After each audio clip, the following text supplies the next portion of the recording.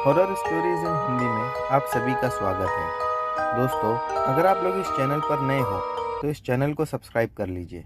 जाकर हमारी दूसरी कहानियाँ ज़रूर देखें और सुनें। आप लोगों को बहुत मज़ा आएगा। साथ ही साथ डिस्क्रिप्शन बॉक्स में हमारा इंस्टाग्राम का लिंक है और व्हाट्सएप नंबर है। अगर आप में से कोई हमें अपनी कहानियाँ भेजना चाहता है तो उस लिंक पर क्लिक करके हमें अपनी कहानियाँ भेज सकता है। चलिए बढ़ते हैं हमारी कहानियों की ओर। दोस्तों, हमारी ये कहानी नवनीत जी की है। तो चलिए इनकी कहानी शुरू करते हैं। मेरा नाम नवनीत है। आज जो घटना मैं आप लोगों को बताने जा रहा हूँ, ये घटना हम ही लोगों के साथ घटी थी। बात आज से लगभग 10 से 15 साल पुरानी है। दरअसल जिस जगह पर हम लोग रहते हैं, उस जगह पर कहा जाता है कि कुछ ही दूरी पर एक बहुत पुराना खंडर सा बंगला पड़ा हुआ था। वो बंगला अब खंडर बन चुका था, इसीलिए वहां पर कोई आता जाता नहीं था। फिर कुछ समय के बाद ये बात की अफवाह लोगों में फैल चुकी थी कि उस खंडर के पास एक आत्मा रहती है। ये बात में कितनी सच्चाई है, ये हम लोग नहीं जानते थे। एक शाम की बात है कि हम अपने घर पर बैठे बैठे उस खंडर के बारे में बात कर रहे थे। मेरे पापा कहने लगे कि उस जगह नहीं जाना ही ठीक होगा, वो जगह बहुत बेकार है। मैंने पापा से कहा कि पापा, सभी लोग कहते हैं कि वहाँ पर भूत है, आत्मा है, क्या ये बात सच है? पापा कहने लगे कि वो बंगला आज से नहीं है। वो बंगला लगभग 70 से 80 साल पुराना है। कहते हैं कि जब वहाँ पर लोग रहते थे, उसके बाद कुछ भाइयों में डिस्प्यूट होने लगा आपस में, जिस वजह से उस बंगले को लेकर कभी भी वो लोग बेच नहीं पाए और उस बंगले को लेकर हमेशा ही झगड़े चलते रहे। मेरे फिर पापा कहने लगे कि आज भी उस बंगले को लेकर आपस में, यानी कि उनकी फैमिली में झगड़े चल रहे हैं और उस बंगले में इसीलिए कोई नहीं रहता। वो बंगला तो एकदम ही खंडर हो चुका था। उसकी दीवारें अजीब सी डरावनी लगती थी। उस बंगले की वीरान दीवारें देखकर ही समझ में आता था कि कई सालों से यहाँ पर कोई नहीं गया है और कई बार तो उस बंगले को दिन में भी देखकर डर सा महसूस होता था। मेरे पापा मुझसे एक बार को ये कहने लगे कि उस बंगले के आसपास जाना भी खतरे से खाली नहीं है। मैंने पापा से कहा कि पापा, उस बंगले को लगकर जो मैदान है, यानी बड़ा सा ग्राउंड है, हम लोग वहाँ पर क्रिकेट खेलने जाते हैं। पापा कहने लगे कि क्रिकेट खेलने जाते हो वो ठीक है, सबके साथ ही रहते हो ना? मैंने कहा कि हाँ। मैंने पापा को एक बात नहीं बताई थी कि कई बार ऐसा हुआ था कि खेलते खेलते बॉल उस बंगले के अंदर चला जाता था और मैं अकेला ही जाकर निकाल लेता था, वरना पापा बहुत चिल्लाते। मैंने उस बात को वहीं पर छुपा कर रख दी। उसके बाद मेरी मम्मी कहने लगी बात बात में कि उस बंगले के बारे में उनकी फ्रेंड ने उन्हें एक बात बताई। मैंने कहा, मम्मी क्या बात है? मम्मी कहने लगी कि अभी कुछ साल पहले, कुछ 2 या 3 साल पुरानी बात है, कि रात के समय एक पागल आदमी वहीं पर कुछ काम कर रहा था। लोग कहते थे कि वो पागल नहीं था, वो गोनी में प्लास्टिक के सामान बटोर कर बेच दिया करता था। मैंने कहा तो? फिर मम्मी कहने लगी कि रात में वो उस बंगले में गया ये देखने के लिए कि अंदर से उसे कुछ सामान मिल जाए जिसे वो बेच सके। लेकिन लोग ये कहते हैं कि जब वो अंदर गया, उसके बाद आज इतने समय तक वो बाहर लौट कर ही नहीं आया। वो आदमी का क्या हुआ, कहाँ गया, कैसे गायब हो गया, ये बात किसी को नहीं पता। जब हमने ये बात सुनी तो हमें सुनकर कुछ अजीब सा लगा। मेरे पापा कहने लगे कि ये सब बातों पर इतना विश्वास तो मुझे होता नहीं है, हो सकता है कि ये भी बात अफवाह हो। मेरी मम्मी कहने लगी, नहीं, अफवाह नहीं है। अगर अफवाह होती तो वो आदमी किसी ना किसी को तो दिखाई देता, लेकिन उसके बाद वो कभी दिखा ही नहीं। हम अभी बात ही आपस में कर रहे थे कि अचानक से मेरे दोस्त का फ़ोन आया। मेरा दोस्त मुझसे कहने लगा कि कहाँ है तू? मैंने उसे बताया कि मैं घर पे हूँ। तो कहने लगा कि चल कहीं बाहर घूम आते हैं। मैंने कहा ठीक है। मैं नीचे उतर गया। कुछ समय 8, साढ़े 8 का हो रहा था। मैं जब नीचे उतरा तो मेरा दोस्त मेरी बिल्डिंग के पास ही खड़ा हुआ था। मैंने उसे बताया कि आज घर पर ये बात हो रही थी उस बंगले के बारे में। वो कहने लगा कि हमारे घर पे भी इस बंगले के बारे में कई बार बात हो चुकी है, लेकिन मुझे नहीं लगता कि ये सारी बात सच है। मुझे तो ये सारी बातें झूठी लगती है। मैंने कहा, सच है या झूठ ये तो वहाँ जाकर ही पता चलेगा। जब मैंने उससे ये बात कहा तो वो एकदम से रुक कर मुझे देखने लगा और कहने लगा, तू सच में वहाँ जाना चाहता है? मैंने कहा चलते हैं, एक बार जाकर देख ही लेंगे। वो भी मेरी बात को मान गया। उसके बाद वो कहने लगा कि हम अकेले नहीं जाएंगे। तो हमने अपने और 2 दोस्तों को फ़ोन करके बुलाया और उन्हें ज़िद किया कि तुम भी हमारे साथ चलो।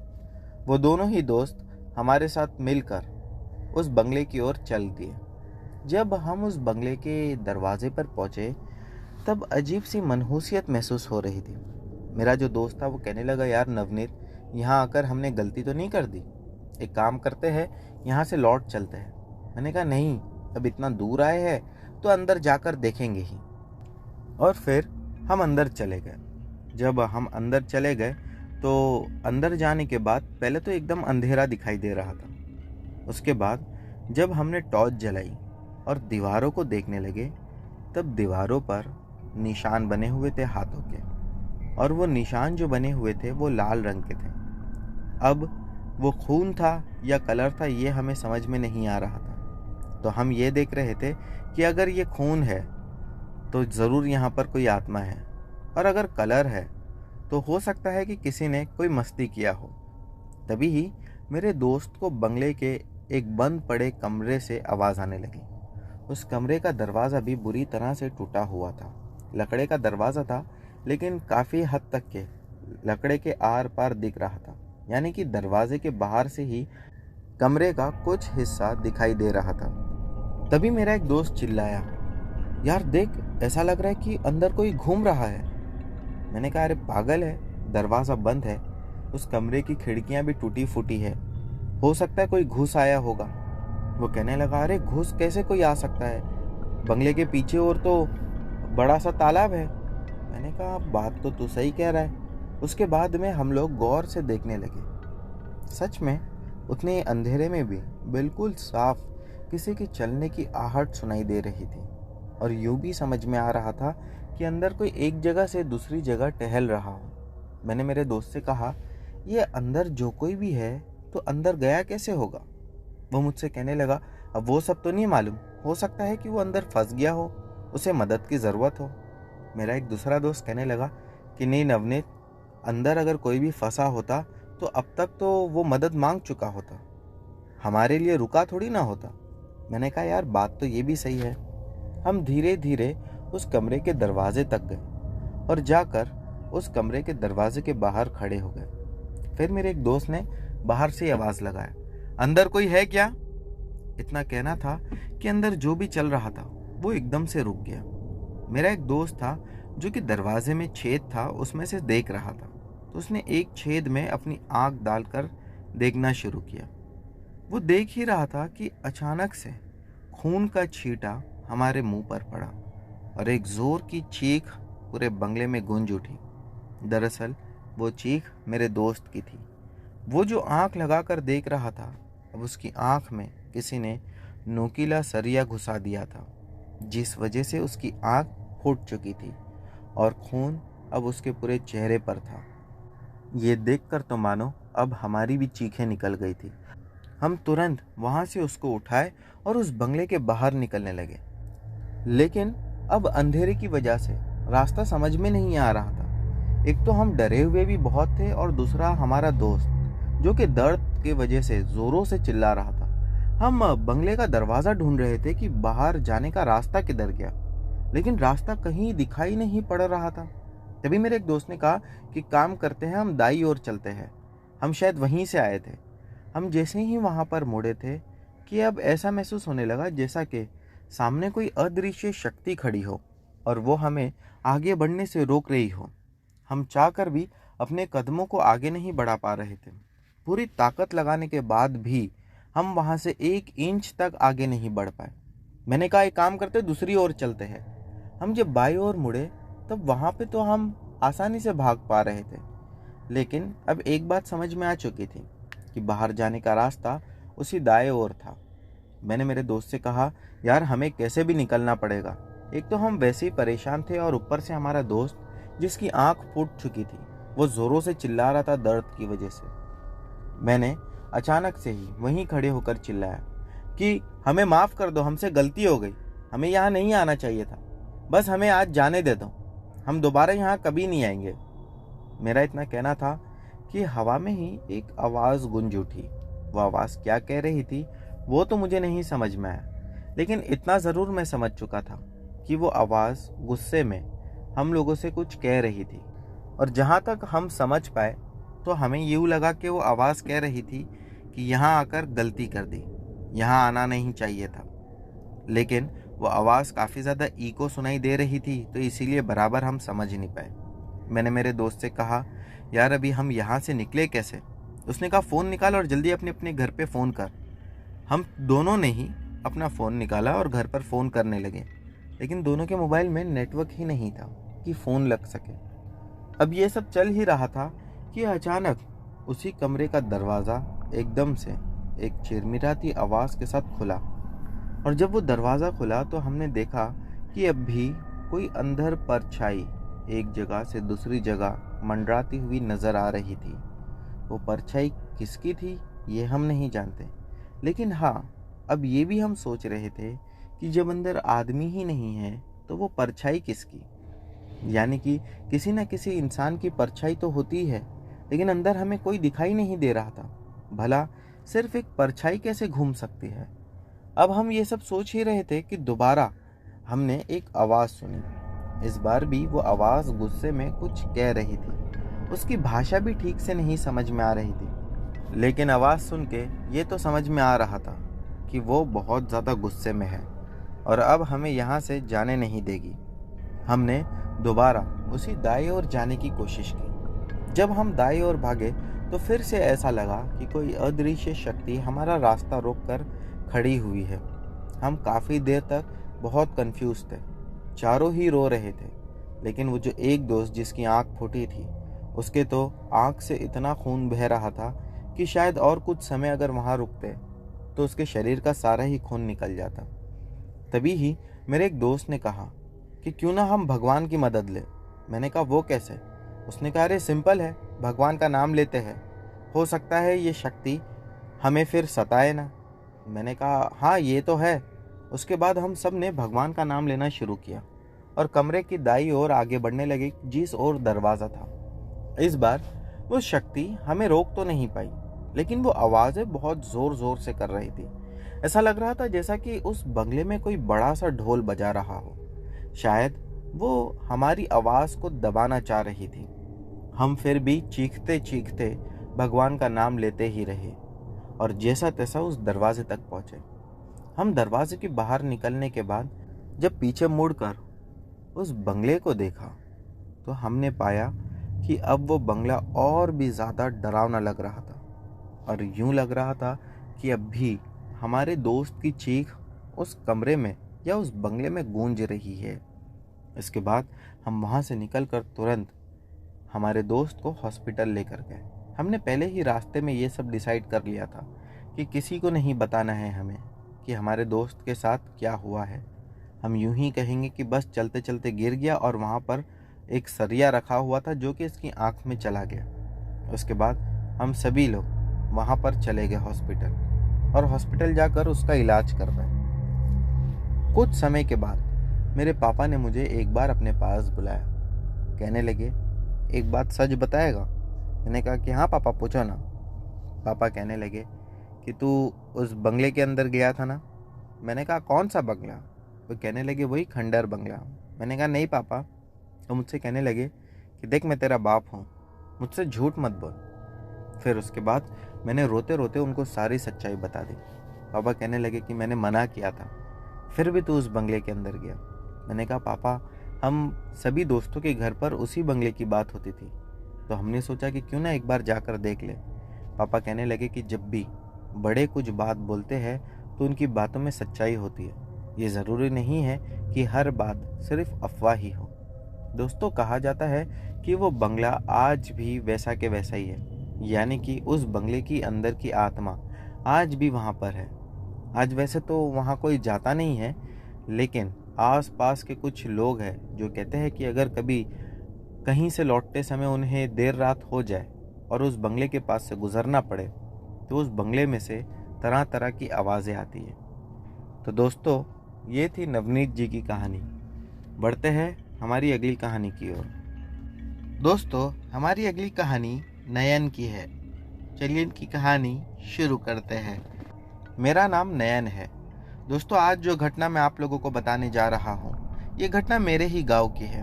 चलिए घटना पर आता हूँ। कई साल पहले कहते हैं कि हमारे गांव में राक्षस हुआ करता था। कुछ लोग तो आज भी ये मानते हैं कि राक्षस होते हैं। आज मेरी उम्र 42 साल की है। ये घटना तब की है जब मैं कुछ 15 साल का रहा होऊंगा। मैं एक शाम अपने दोस्तों के साथ घूम रहा था, तो मेरे दोस्त मुझसे कहने लगे कि गांव में जो राक्षस है, तुझे पता है, वो अब इंसानों को खाने लगा है। हम सभी लोगों ने राक्षस के बारे में सुना होगा, या जिसने नहीं सुना है तो वो आजकल यूट्यूब पे या कहीं पर भी देखकर ये समझते होंगे कि राक्षस सिर्फ उसे कहा जाता है जो बहुत सारा खाना खाते हैं। हम भी बचपन में कुछ ऐसी ही कहानियां सुनते थे कि राक्षस वो होते हैं जो बहुत खाना खाते हैं और बहुत सोते हैं, लेकिन शायद हम गलत थे। जब मैंने अपने दोस्तों के मुंह से इस बारे में सुना तो मैंने कहा कि राक्षस के बारे में तो गांव में बहुत सारे लोग कहते हैं। तब तक के गांव में हमारे कुछ ऐसा भी हुआ था कि 4 से 5 लोग कहीं गायब हो चुके थे, और गांव के सभी लोगों का ये मानना था कि उन्हें उस राक्षस ने ही उठाकर ले गया है। कहा जाता था कि उस राक्षस को अगर कोई भी देख ले या राक्षस उसे देख ले तो राक्षस उसे छोड़ता नहीं, उसे पता नहीं कहीं उठाकर ले जाता है और फिर वो आदमी गायब हो जाता है। गांव के जो बड़े बूढ़े थे वो कहते थे कि वो राक्षस उन्हें जान से मार कर खा जाता है। अब इस बात में कितनी सच्चाई थी ये तो हम नहीं जानते थे। एक शाम हम सभी दोस्त लोग बाहर घूम रहे थे कि गांव में बहुत ज़्यादा हल्ला होने लगा, जैसा कि मानो किसी शादी में होता है। हमें ऐसा लगा कि क्या पता गांव में क्या हो गया है। जब जाकर हमने देखे तो पाया कि वहां पर कुछ लोग आपस में लड़ाई कर रहे थे। मैंने कहा कि गांव में ऐसी लड़ाई तो हमने पहले कभी देखी नहीं। 2 परिवार आपस में लड़ रहे थे। उनका ये कहना था कि हमारे आदमी को, यानी कि एक परिवार के आदमी को दूसरे परिवार वालों ने मार दिया। मैंने कहा वहीं पर अपने दोस्तों से कि अगर मार दिया तो उसकी लाश कहाँ है और वो आदमी कहाँ है? ये लोग इतना यकीन से कैसे कह सकते हैं? इस बात पर उनका बहुत झगड़ा हो रहा था। एक आदमी अचानक से चिल्लाकर कहने लगा, अरे किसी ने किसी को नहीं मारा है, मेरी बात का विश्वास करिए आप। ये जो कुछ भी हो रहा है ये सब उसी राक्षस का काम है। मैंने कहा कि यार ये लोग फिर से राक्षस के बारे में बात कर रहे हैं। मेरा दोस्त मुझसे कहने लगा कि हो ना हो, अब मेरा दिल भी यही बोलता है कि उसी राक्षस ने उस आदमी को कहीं गायब कर दिया होगा। जो इस परिवार का आदमी मरा था, उन लोगों का ये कहना था कि रात के समय उन्हें अपने उसी आदमी की खेत में से चीखें सुनाई दी थी, और जब वो लोग दौड़ते हुए खेत में गए तब वो आदमी वहां पर नहीं था। बस कुछ खून के छींटे मिले जो कि अगले दिन सुबह में दिखाई दिए, जिससे ये समझ में आया कि किसी ने उसे मारा और शायद बेहोश करके वहां से लेकर चला गया। अब पूरा गांव इसी में परेशान था कि आगे करना क्या है और क्या होगा। अचानक से एक आदमी उनमें से कहने लगा कि जिस राक्षस ने इन्हें मारा है या जिस राक्षस ने हमारे गांव को परेशान करके रखा है, क्यों ना उस राक्षस को ही खत्म कर दिया जाए।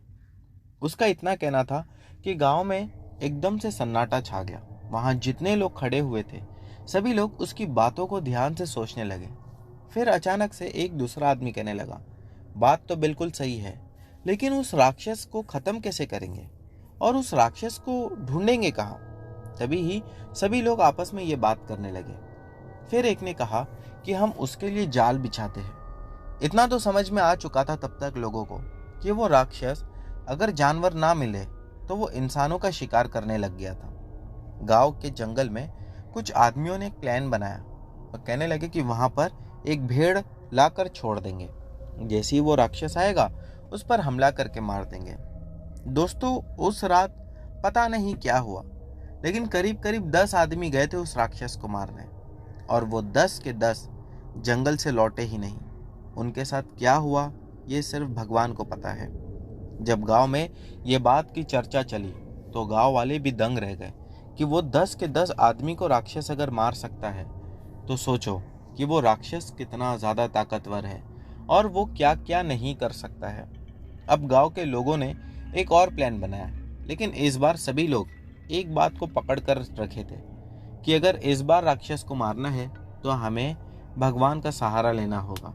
और फिर इसीलिए गांव के पास के ही एक मंदिर में जाकर वहाँ के पुजारी जी को सारी बात बताई और कहने लगे कि आप भी हमारे साथ चलो। दोस्तों, ये बात जानकर आप भी दंग रह जाएंगे कि जब पुजारी जी और उनके साथ उनके 2 शिष्य और कुछ लोग मिलकर उस जंगल में गए तो वहाँ से सिर्फ 6 ही लोग जिंदा लौटे और वो 6 के 6 आज तक कभी कुछ बोल नहीं पाए।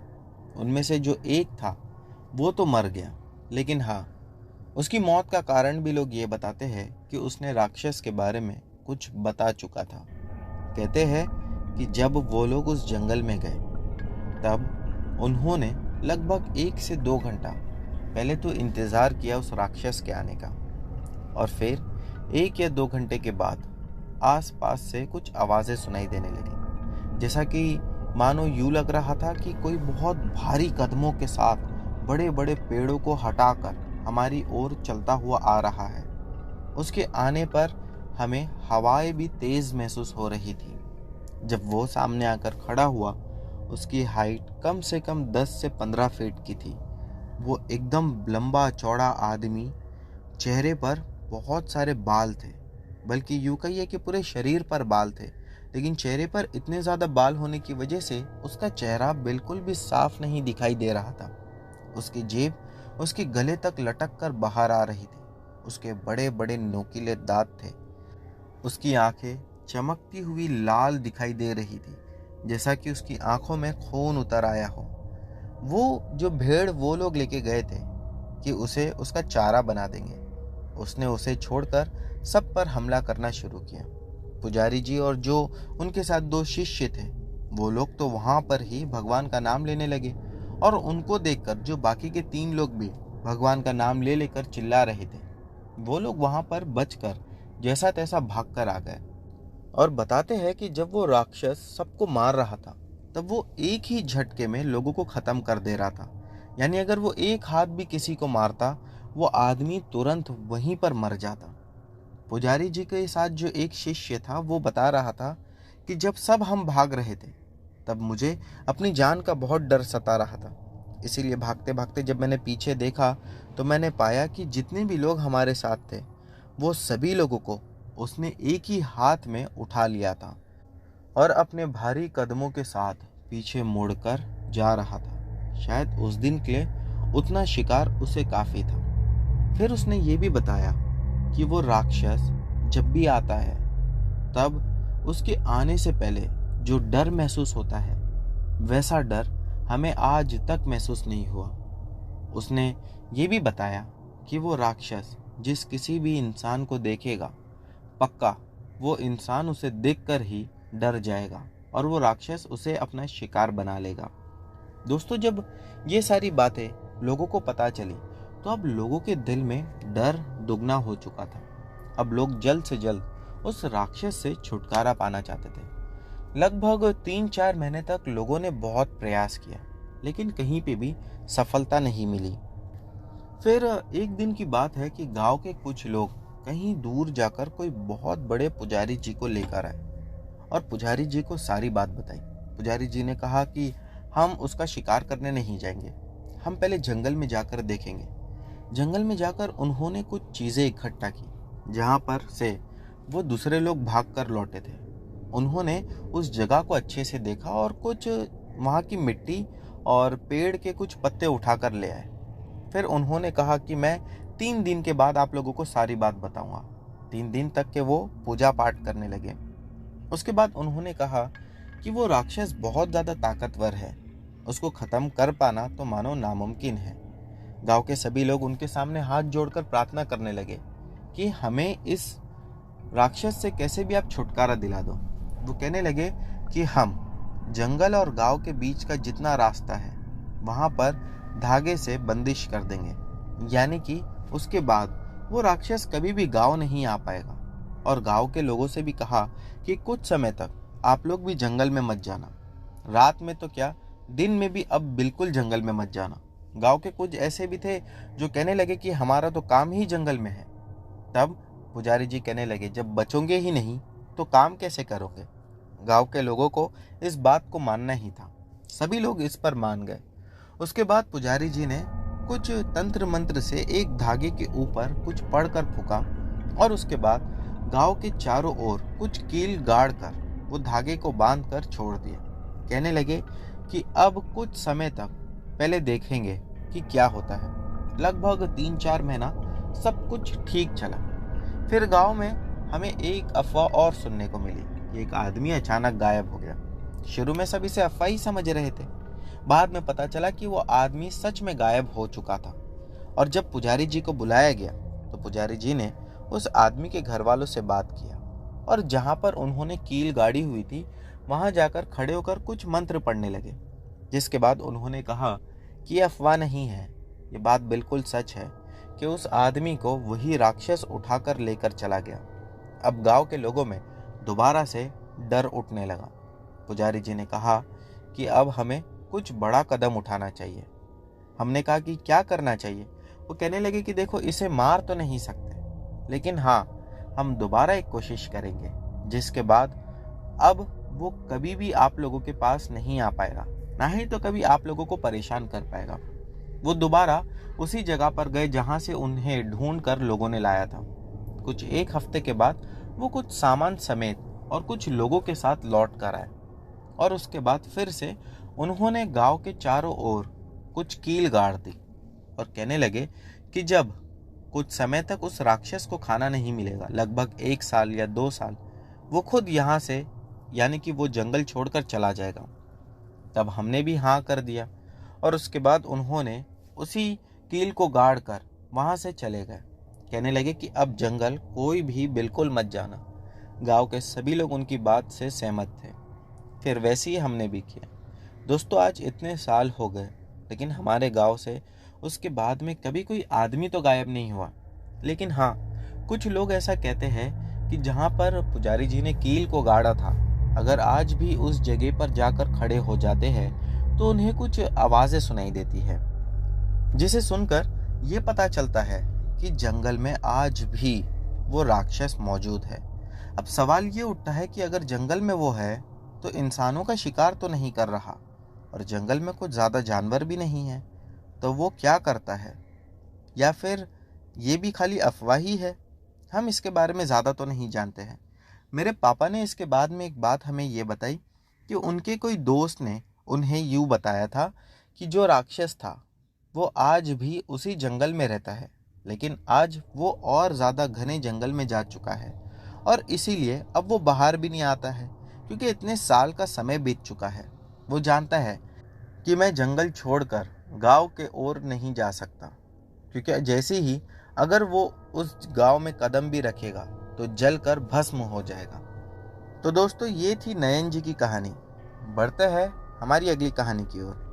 दोस्तों, हमारी अगली कहानी शुभोजीत की है। चलिए इनकी कहानी शुरू करते हैं। मेरा नाम शुभोजीत है। मैं वेस्ट बंगाल का रहने वाला हूँ। वैसे तो हमारा जो फैमिली बिजनेस है वो फिशिंग का है। आज जो घटना मैं आप लोगों को बताने जा रहा हूँ वो घटना कुछ ऐसी ही है और ये घटना मुझे मेरे पापा ने बताई थी। पापा बताते हैं कि वैसे तो हम लोग रोज़ाना सुबह जल्दी निकल जाते थे फिशिंग के लिए। एक दिन कुछ ऐसा हुआ कि हम लोगों ने ये डिसाइड किया कि रात में चलकर फिशिंग करेंगे और बोट को रात में ही पानी में उतार देंगे। जब रात में हम लोग फिशिंग करने के लिए गए, यानी मेरे पापा और उनके कुछ दोस्त, तो उन्होंने देखा कि समंदर में जाने के बाद आज कुछ अजीब सा लग रहा है।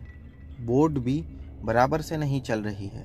पहले तो उन्हें ये समझ में आया कि हो सकता है बोट खराब हो गई हो इसी वजह से, लेकिन अगले ही कुछ पल में उन्हें बोट के निचली हिस्से में से कुछ आवाज़ें आने लगी।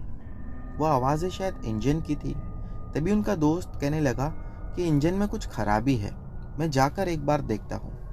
और ये बात तब पता चली जब तक कि वो लोग समंदर के अंदर उतर चुके थे। दोस्त उनका ऊपर आकर कहने लगा कि ऐसा तो कुछ भी समझ में नहीं आ रहा है। तभी एक दूसरे ने कहा कि एक काम करते हैं, दोबारा चलते हैं, इस बार मैं भी तेरे साथ चलता हूँ। वो दोनों ही नीचे जाकर देखने लगे। उन्हें नीचे कुछ स्मेल आ रही थी, ऐसी स्मेल जैसा कि कोई लाश वहाँ पर पड़ी हो। मेरे पापा को फिर उन लोगों ने आवाज़ लगाया। मेरे पापा नीचे गए जाकर देखने लगे। मेरे पापा ने बताया कि स्मेल तो आ रही है, लेकिन कुछ खराबी समझ में नहीं आ रही कि इंजन में कहाँ पर क्या फॉल्ट आया है। वो लोग ऐसे ही बात कर रहे थे कि ऐसा लगा उस बोट को किसी ने जोर से टक्कर मारी हो। पापा और उनके दोस्त तुरंत ऊपर आकर बाहर देखने लगे, लेकिन बाहर दूर दूर तक कोई नहीं था। दोबारा फिर ऐसा लगा कि जैसा कि बोट को किसी ने टक्कर मारी हो। पापा कहने लगे कि यार ये आवाज़ें तो आ रही है, लेकिन ये टक्कर मार कौन रहा है, कोई दिखाई नहीं दे रहा। उनका दोस्त कहने लगा कि हो सकता है कोई बड़ी मछली नीचे बोट के गुजर रही होगी। पापा ने कहा कि अगर गुजरती है तो उसका कुछ एहसास अलग होता है, लेकिन ये तो बिल्कुल समझ में आ रहा है कि कोई बोट को जानबूझकर धक्का दे रहा है। शायद वो बोट को पलट देना चाहता है और हमारी जान को जोखिम भी है। पापा ने और उनके दोस्तों ने बोट के चारों ओर फिर से एक बार नजर दौड़ाई और पाया कि कुछ नहीं था। वो लोग बैठे ही थे कि एक आवाज इंजन के रूम से आने लगी। वो आवाज भी कुछ अजीब सी थी, जैसा कि मानो आपस में दो लोग तालियां बजा रहे हो। पापा और उनके दोनों दोस्त तुरंत नीचे वापस गए और इंजन में जाकर देखने लगे, लेकिन वहां तो कोई था ही नहीं। वो आवाजें भी किस चीज की थी वो भी उन्हें समझ में नहीं आया। फिर पापा और उनके दोस्त ऊपर आ गए।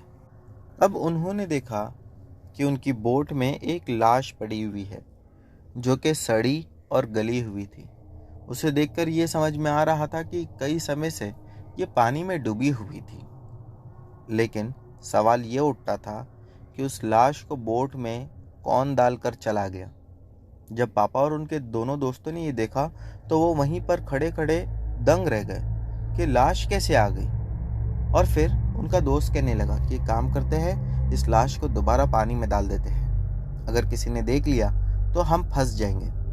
पापा और उनके दोनों दोस्त उस लाश के पास गए और उसे उठाकर पानी में डालने लगे, लेकिन वो लाश इतनी भारी हो चुकी थी कि वो उठ ही नहीं रही थी, बल्कि यूं कहिए कि वो वहां से हिल ही नहीं रही थी।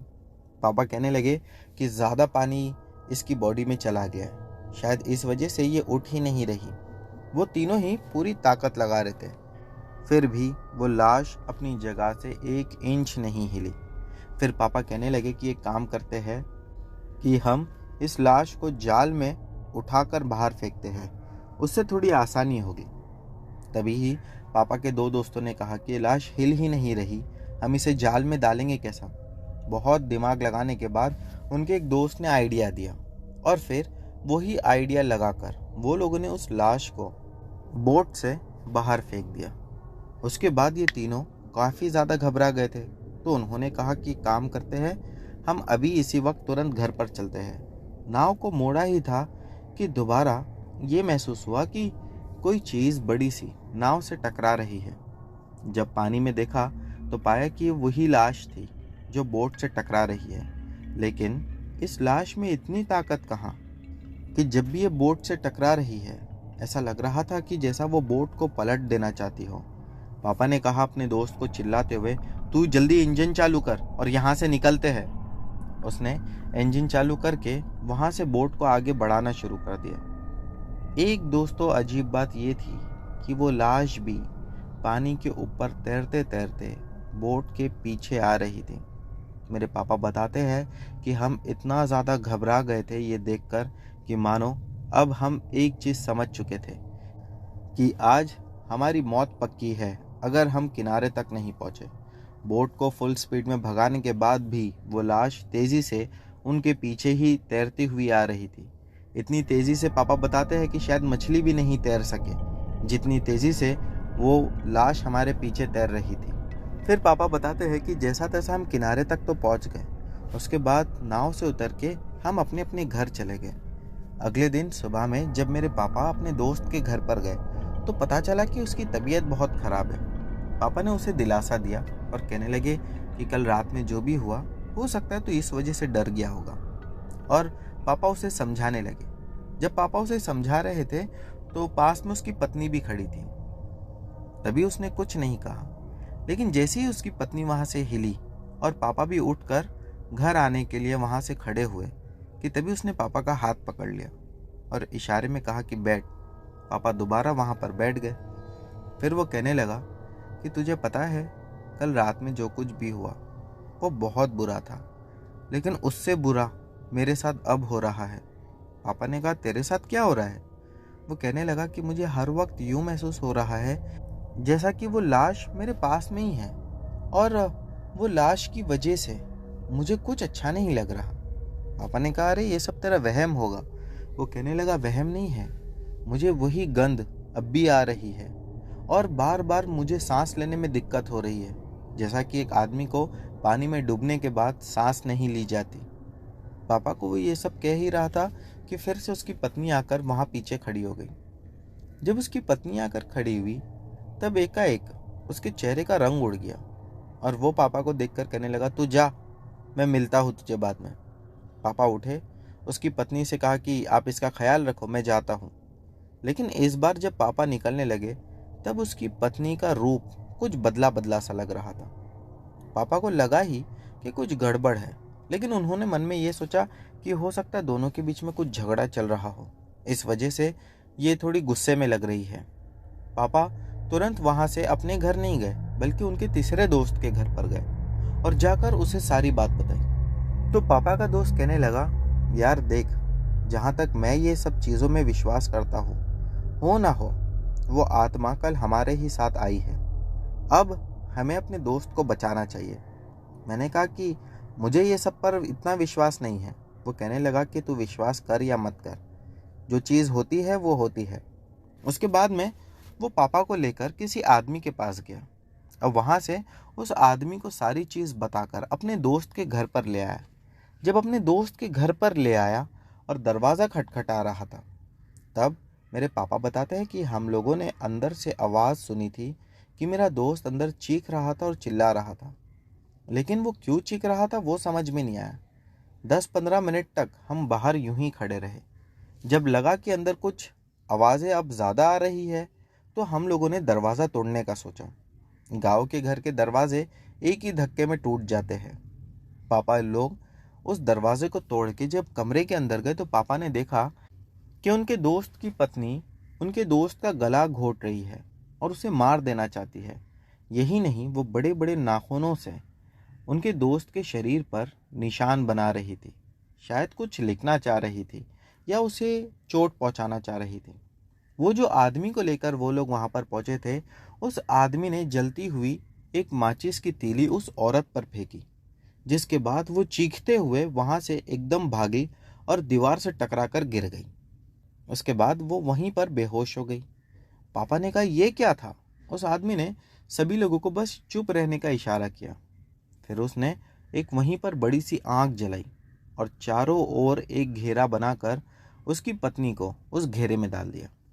फिर कहने लगे कि मैं जानता हूँ ये क्या था, और वो कुछ तंत्र मंत्र बोलने लगा। आधे घंटे के बाद जब उसकी पत्नी को होश आया तब वो बिल्कुल नॉर्मल हो चुकी थी। वो पापा से कहने लगा कि कुछ चीज़ें नहीं जानने में ही तुम लोगों की भलाई है, अब तुम्हारे साथ ऐसा कुछ नहीं होगा। पापा बताते हैं कि उस घटना के बाद हम लोग काफ़ी डर चुके थे, तो कुछ 3 महीने तक तो हम फिशिंग करना ही छोड़ चुके थे, और उसके बाद जब हम फिशिंग करना शुरू किए तब अंधेरे में तो बिल्कुल ही नहीं जाते थे। तो दोस्तों, ये थी हमारी आज की सभी कहानियाँ।